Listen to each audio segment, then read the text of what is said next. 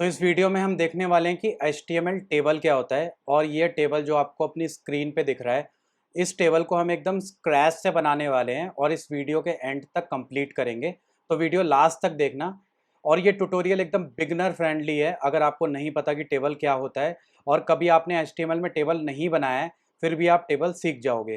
तो क्विकली देख लेते हैं कि टेबल होता क्या है और हमें टेबल की क्यों ज़रूरत पड़ती है। तो अगर आप इस इंफॉर्मेशन को देखो, ये सारे के सारे प्रोडक्ट्स हैं, मैंगो, एप्पल, ऑरेंज, वाटरमेलन, बनाना। इन सब में कॉमन क्या है? प्रोडक्ट। इसी तरीके से सब में कॉमन क्वांटिटी है और सब में कॉमन प्राइस है। तो ये सारी इंफॉर्मेशन में एक रिलेशन है और ज़्यादा सेंस बैठता है कि इसको हम एज अ टैबुलर मैनर में प्रेजेंट करें।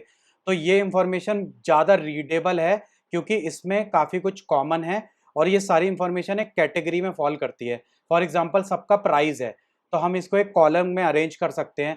हर किसी के पास क्वांटिटी है।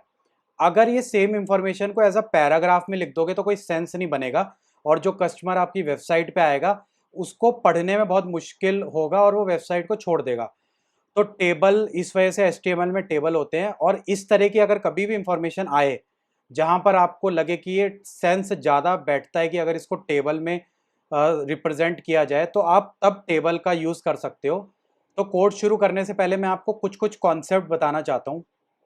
सबसे पहले देखते हैं कि कॉलम क्या होता है। तो जो आपको इंडेक्स दिख रहा है 1 2 3 4 5 और लास्ट में जो टोटल दिख रहा है वो एक वर्टिकल लाइन में है, तो उसे कॉलम बोलते हैं। तो ये पहला कॉलम है। दूसरा कॉलम प्रोडक्ट का है। तीसरा कॉलम क्वांटिटी का है। चौथा कॉलम प्राइस का है। तो ये मैं आपको इसलिए बता रहा हूँ कि जब हम कोड करेंगे तो आपको समझ आना चाहिए कि मैं कॉलम बोल रहा हूँ तो मैं किसकी बात कर रहा हूँ। उसके बाद नेक्स्ट है रो क्या होता है।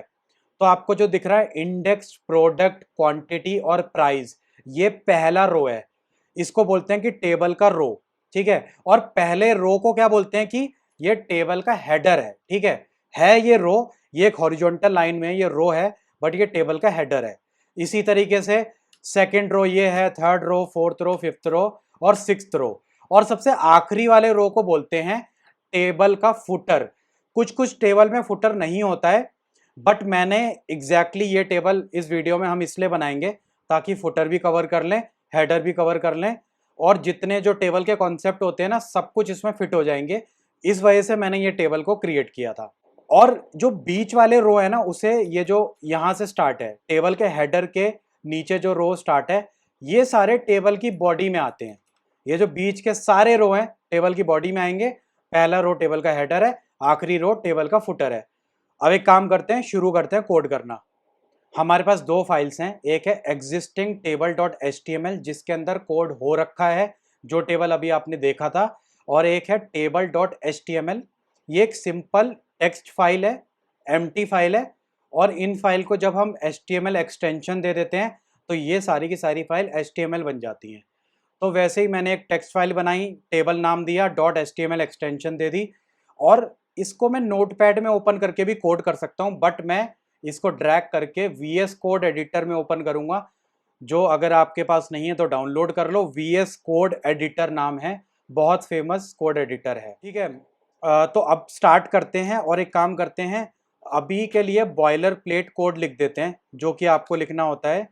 आप एक्सक्लेमेशन मार्क लिखो और एंटर करो तो ये बॉयलर प्लेट कोड आ जाता है। ये कोड खुद से लिखने की ज़रूरत नहीं है, कोई भी फाइल बनाओगे तो बार बार लिखना पड़ता है। ठीक है। इसमें ये मेटा वेटा मैं हटा देता हूँ, अभी के लिए क्लियर कर देता हूँ, थोड़ा सा क्लियर कर देता हूँ। हमें एक HTML चाहिए, हेड चाहिए और बॉडी चाहिए, बस। ये होता है एक HTML पेज का स्केलेटन, और बॉडी के अंदर हम वो वाला कोड करते हैं जो हमें पेज में दिखता है। ठीक है। तो इसी के अंदर हम टेबल बनाने वाले हैं। तो हम यूज़ करेंगे HTML का टेबल एलिमेंट। ये पेरेंट होता है सबका, इसी के अंदर सारे एलिमेंट को रैप करना है। तो टेबल एलिमेंट है, इसका ओपनिंग टैग भी है, इसका क्लोजिंग टैग है। तो दो बार टेबल लिखना होता है आपको। क्लोजिंग टैग में जिसको नहीं पता मैं बता देता हूँ, ऐसे स्लैश होता है और ओपनिंग में स्लैश नहीं होता। ठीक है। अब इसके अंदर हमें टेबल को क्रिएट करना है। ठीक है। तो हमने देखा था हमारे टेबल में रोज थे। ठीक है। First row, second row, third row. जो पहला रो था टेबल हेडर था, जो सबसे आखिरी रो था वो टेबल फुटर था। तो रो बनाने के लिए एक एलिमेंट होता है TR। आप टी आर एलिमेंट यूज कर सकते हो। टी आर एलिमेंट का भी ओपनिंग टैग होता है, क्लोजिंग टैग होता है। कभी कभी हम बोलते हैं कि टी आर टैग, कभी कभी हम बोलते हैं कि टी आर एलिमेंट। तो आप ना कोई भी वीडियो देखोगे ना, तो कोई डेवलपर बोलेगा कि टेबल टैग है, कोई बोलेगा टेबल एलिमेंट है। तो एक्चुअल में इस पूरे को बोलते हैं एलिमेंट, और इसको बोलते हैं ओपनिंग। जो पहला टैग होता है टी आर, इसे ओपनिंग टैग बोलते हैं, बाद वाले को क्लोजिंग टैग बोलते हैं। और लोग शॉर्ट में एलिमेंट नहीं बोलते, ऐसे बोलते थे कि टी आर टैग लिख लो, टेबल टैग लिख लो। तो शॉर्ट में ऐसा चलता है, ठीक है। आप बोल सकते हो, वैसे प्रॉपर जो वर्ड्स होते हैं मैंने आपको बता दिया। तो जो पहला रो था वो टेबल हेड था, और जो लास्ट रो था, एक और कॉपी करो, पेस्ट करो, ठीक है। तो ये आपका टेबल का हेडर था, ये टेबल का फुटर था, और हमारे पास टेबल की बॉडी थी। तो बॉडी में बहुत सारे थे, बॉडी में बहुत सारे रो थे, ठीक है। इसको इस तरीके से कर लेते हैं, तो अपने आप ये फॉर्मेट हो गया। ये VS कोड में मैंने फॉर्मेटर ऑन कर रखा है। अगर आपको नहीं पता, यहाँ पर VS कोड में एक्सटेंशन में जाओ, आप प्रिटियर करके सर्च कर लो, ठीक है। प्रिटियर एक्सटेंशन होती है, PRETT होगा, और आप इसको, ये पहली एक्सटेंशन है, आप इसको इंस्टॉल कर सकते हो। और VS कोड की सेटिंग में जाना पड़ेगा, फॉर्मेट ऑन सेव आपको वो करना पड़ेगा, सेटिंग फॉर्मेट, और यहाँ सर्च कर सकते हो फॉर्मेट ऑन सेव, टिक करना पड़ेगा। स्पेलिंग गलत हो गई, यहाँ पर टिक करना पड़ेगा format on save, format on paste, तो फॉर्मेटर ऑन हो जाएगा, ठीक है। डिफ़ॉल्ट फॉर्मेटर में यहाँ पर प्रिटियर सेट कर सकते हो, देख सकते हो ये सारी सेटिंग, आप जाके डिटेल में एक्सप्लोर कर सकते हो, ठीक है। और ये नीचे यहाँ प्रिटियर लिखा हुआ भी आ रहा है, क्योंकि मैंने ये एक्सटेंशन डाला हुआ है। तो अगर मैं कभी कुछ भी ऐसे इधर उधर कोड लिख लूँ और सेव करूँगा, तो अपने आप वो मतलब फॉर्मेट हो जाता है और प्रेजेंटेबल मैनर में आ जाता है। तो हमने क्या देखा था ना कि टेबल का जो हेडर था उसमें क्या था, एक तो लिखा हुआ था इंडेक्स, ठीक है, एक लिखा हुआ था प्रोडक्ट, एक लिखा हुआ था क्वांटिटी, ठीक है, और एक लिखा हुआ था प्राइस। तो ये जो टेबल रो के अंदर ये चार हमारे, इसको सेल बोलते हैं, ठीक है। आप इसको सेल भी बोल सकते हो, ठीक है। एक सेल है, सेल के अंदर क्या है कि ये सारे टेक्स्ट हैं। तो ये चारों हमारे टेबल रो के अंदर थे और हेडर के अंदर थे, ठीक है। तो इसको लिखने के लिए आप टेबल डेटा टैग यूज कर सकते हो, टेबल डेटा एलिमेंट। तो TD लिखोगे, और TD के अंदर आप ये इंडेक्स लिख लो, ठीक है। और इसी तरीके से हर किसी में आपको TD यूज करना पड़ेगा। इसका मैं कैपिटल कर देता हूँ P, और इसी तरीके से आप यहाँ भी TD डाल दो, यहाँ भी TD डाल दो, और ये इसको क्लोजिंग टैग भी लगा देते हैं, ठीक है। तो आपका ये टेबल हेडर बन गया, बहुत सिंपल, ठीक है। एक बार इसका आउटपुट भी देख लेते हैं। तो एक काम करते हैं, मैंने क्रोम को ओपन कर लिया है साइड में, तो आपको आउटपुट भी दिखता रहेगा। और ये जो टेबल वाली फाइल है, इस पर राइट क्लिक करो, और मैंने एक और एक्सटेंशन डाल रखी है जिसका नाम है ओपन विथ लाइव सर्वर। तो मैं कुछ भी कोड लिखूंगा, इसको मैं कॉपी करता हूँ, पहले तो क्रोम में ओपन कर लेता हूँ। तो मैं कुछ भी अगर कोड लिखने वाला हूँ ना, तो आपको यहाँ पर दिख जाएगा, बस मुझे सेव करना होगा, ऑटोमेटिकली यहाँ अपडेट हो जाएगा, क्योंकि लाइव सर्वर एक एक्सटेंशन है, आप जाके एक्सप्लोर कर सकते हो, ठीक है। और ये हटा देते हैं, हेडर बॉडी फुटर, ठीक है, ये हम हटा देते हैं। और अभी ना बहुत सारा कंफ्यूजिंग सा हो गया कि सारे टेबल रो हैं, तो हेडर कौन सा है, फुटर कौन सा है, बॉडी कौन सा है। तो इसके ना कुछ एलिमेंट आते हैं जिसके अंदर आप टेबल हेडर को ग्रुप कर सकते हो, टेबल बॉडी के सारे रो को ग्रुप कर सकते हो। फॉर एग्जांपल, मैं टेबल हेड करके एक एलिमेंट यूज करूंगा, इसको पूरे रो को उठाओ और टेबल हेड के अंदर डाल दो, तो अब दिखने में समझ आ रहा है मुझे कि ये टेबल हेड है। इसी तरीके से एक काम करते हैं, टी बॉडी करके एक टैग है, ये सारे रो उठाओ जो बॉडी के अंदर आने वाले हैं, इसको बॉडी के अंदर डाल दो। और इसी तरीके से आप टी फुट लिखोगे और ये फुटर वाला जो रो है इसके अंदर डाल दो। तो एक तरीके से साफ साफ दिख रहा है, हमें समझ आ रहा है कि हेड है, ये बॉडी है, ये हमारा फुटर है। और राइट साइड में अभी आप देखो आपका हेडर बन चुका है, बट इतना प्रेजेंटेबल नहीं है, हम इसको सेट कर लेंगे बाद में। पहले एक काम करते हैं, बॉडी के अंदर कुछ रोज क्रिएट करते हैं। तो कैसे क्रिएट करना होगा, पहला बॉडी का जो रो है उसके अंदर टीडी हम यूज करेंगे, टेबल डेटा, और लिखेंगे, आपको उसी ऑर्डर में लिखना है जिस ऑर्डर में आपने हेड में यूज करा है। पहला इंडेक्स है तो इसका इंडेक्स 1 लिखेंगे, ठीक है। इसको दोबारा आप कॉपी करो। सेकंड हेडर में प्रोडक्ट है, आप प्रोडक्ट का नाम लिखेंगे मैंगो, फिर हमारा क्वांटिटी है, फिर प्राइस है। तो इसी तरीके से कॉपी करो, क्वांटिटी कर दो 2 kg, और इसको एक और बार कॉपी करो और प्राइस कर दो 120 रुपीज़, ठीक है। अब देखो आपको कुछ कुछ टेबल दिखने लग गया होगा, है ना। अभी ये इतना प्रेजेंटेबल नहीं है, बट हमें दिख रहा है कि कुछ बन रहा है टेबल। पहला हमारा टेबल हेड है, फिर हमारी ये टेबल बॉडी है, और ये 2 रो हमने क्रिएट कर लिए। और हम क्या कर सकते हैं ना, टेबल हेड में ना मोस्टली क्या करा जाता है, टीडी यूज नहीं किया जाता। टीडी का मतलब होता है टेबल डेटा, और इसमें टेबल हेड यूज किया जाता है, टेबल हेडर एलिमेंट बोलते हैं। तो देखो रो तो कॉमन है सब में, लेकिन टीडी आप बॉडी में यूज करो, फुटर में यूज करो, बट हेड में जो अच्छी प्रैक्टिस होती है वो टी एच यूज किया जाता है, ठीक है। तो यहां पर मैं सबको टी एच में कन्वर्ट कर रहा हूं और इसको सेव करेंगे। तो अब डिफरेंस देख रहे हो होता क्या है कि टी एच यूज करने से ये बोल्ड हो गया। तो टेबल हेडर में जितने हमारे ये नाम थे, इंडेक्स, प्रोडक्ट, क्वांटिटी, प्राइस, सारे के सारे बोल्ड हो चुके हैं, और टेबल बॉडी में जो है वो बोल्ड नहीं है। इस वजह से यहाँ हमने टी डी यूज़ नहीं किया, टी एच यूज़ किया है। इसी तरीके से एक काम करते हैं, बॉडी में और भी इस पूरे रो को उठाते हैं, एक रो और पेस्ट करते हैं।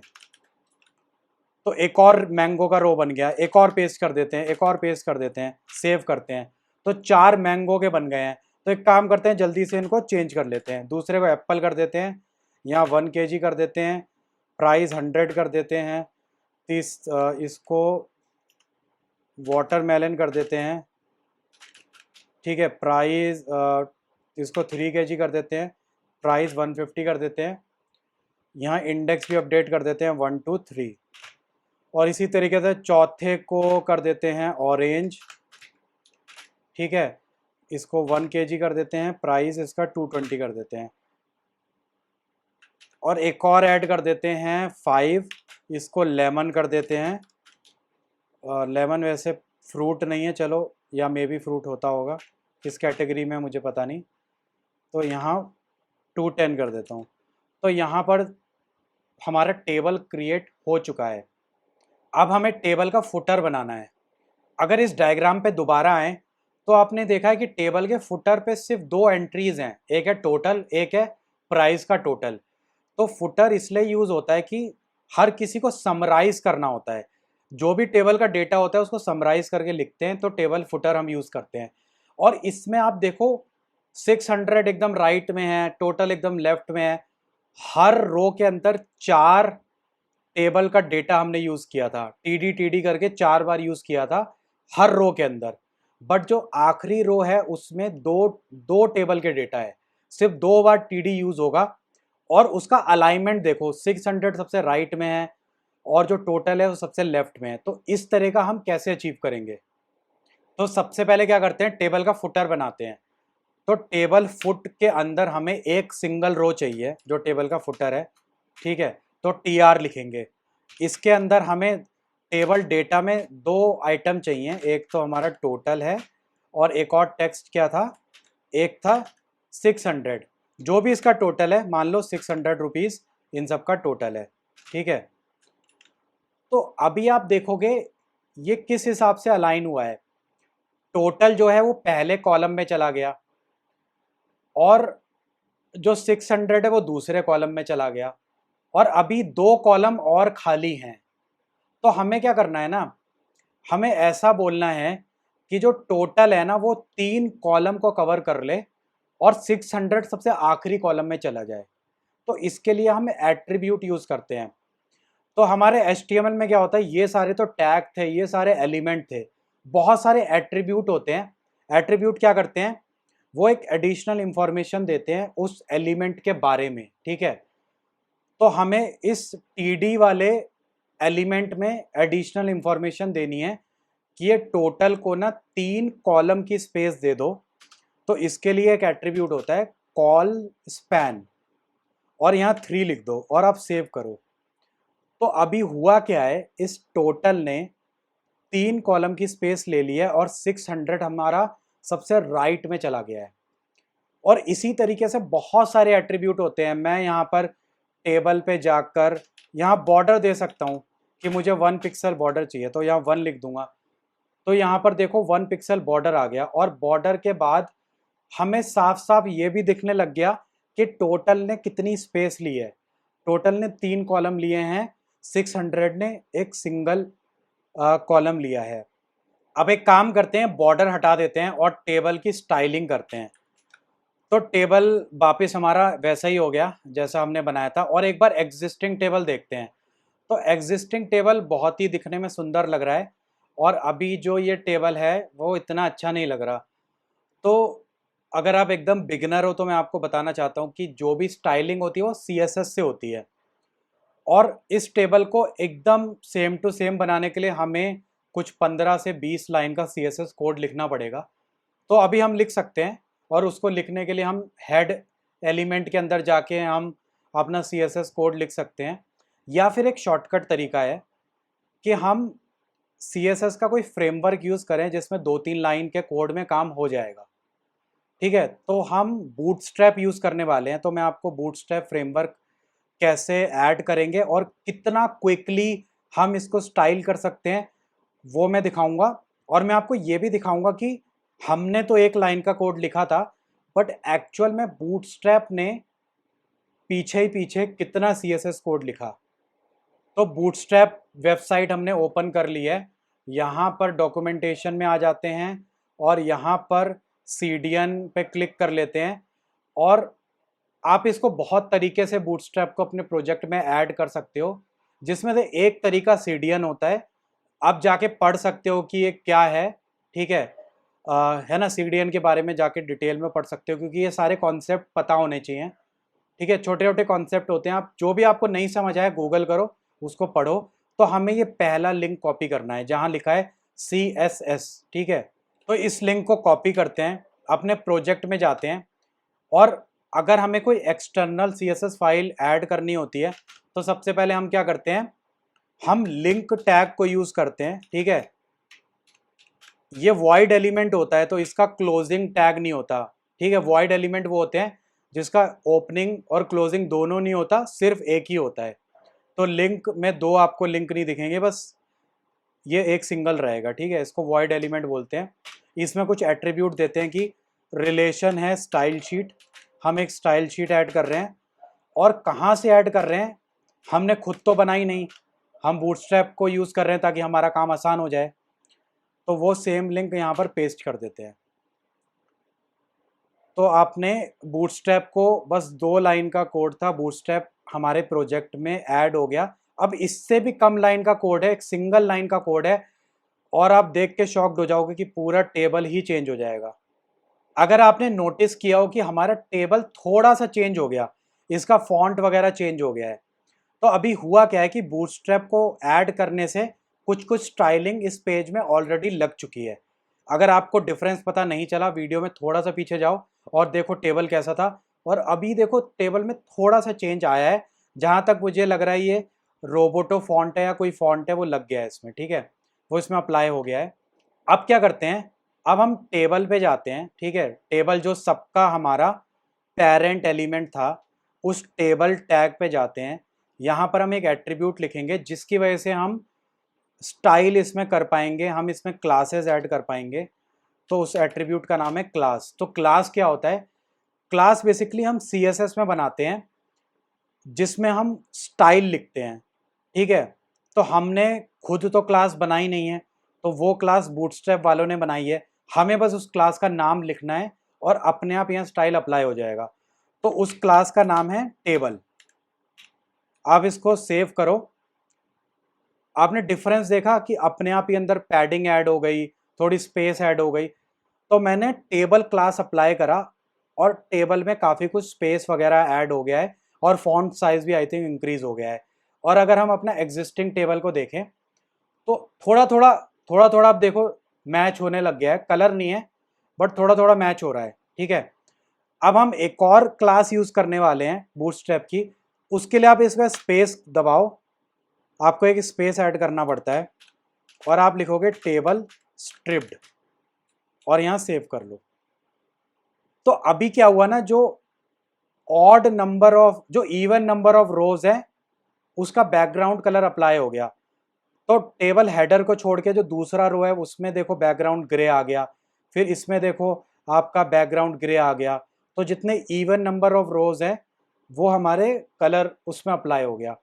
अब आप टेबल देखो, अपना ये वाला जो इनिशियल टेबल था इसमें भी इवन नंबर ऑफ रोज में कलर लगा हुआ था। ठीक है, ऑड नंबर ऑफ रोज में अलग कलर है, इवन नंबर ऑफ रोज में अलग कलर है। ठीक है, अब एक और क्लास ऐड करेंगे जिसका नाम है टेबल सक्सेस। तो इससे ग्रीन कलर का हमारा टेबल बन जाएगा। अब आप देखो, ठीक है, अभी भी आपको ये जो फुटर दिख रहा है वो अलग दिख रहा है, बाकी कुछ कुछ सिमिलैरिटी आ चुकी हैं, है ना। कुछ कुछ हमारा टेबल वैसे ही बन गया, लेकिन इसका फुटर जो इनिशियल टेबल का था वो ब्लैक था और हमारा फुटर अभी भी ग्रीन है। तो एक काम करते हैं, टेबल इस वाले रो पे जाते हैं, ये सिर्फ एक सिंगल रो पे जाते हैं जो फुटर वाला रो है। यहाँ पर एक और क्लास यूज करते हैं जिसका नाम है आई थिंक टेबल डार्क। ठीक है, टेबल डार्क अप्लाई करते ही जो रो है वो आपका डार्क हो गया। अब देखो टेबल दोनों ऑलमोस्ट सेम हो गए। अगर मुझे किसी और रो को भी डार्क करना है तो मैं क्या कर सकता हूं, जाऊंगा और यहां पर किसी और रो को भी मैं कर सकता हूं। ठीक है, तो अगर आप इसको देखो तो हमने अभी क्या किया, हमारे दोनों टेबल रेडी हो चुके हैं। ठीक है, और मैं आपको दिखाऊंगा कि आपने क्या किया कि बहुत ही कम लाइन ऑफ कोड लिखा था, बट एक्चुअल में अगर मैं इसको इंस्पेक्ट करूं, ठीक है, आपको देखो डेवलपर टूल में जाना होता है, राइट क्लिक करो, इंस्पेक्ट करो, यहाँ पर एलिमेंट में जाना है और यहाँ पर देखो कि इस टेबल पे कितनी सारी क्लासेस, ये देखो बूटस्ट्रैप लिखा हुआ आ रहा है, ये 5 लाइन का कोड बूटस्ट्रैप ने ऐड किया है, फिर ये 3 लाइन का कोड, ये 2 लाइन का कोड, ये भी एक कोड है। ठीक है, ये देखो कितने वेरिएबल्स ऐड हुए हैं। ठीक है, ये सारे अलग अलग कलर के वेरिएबल है, ये बूटस्ट्रैप ने ऐड किया।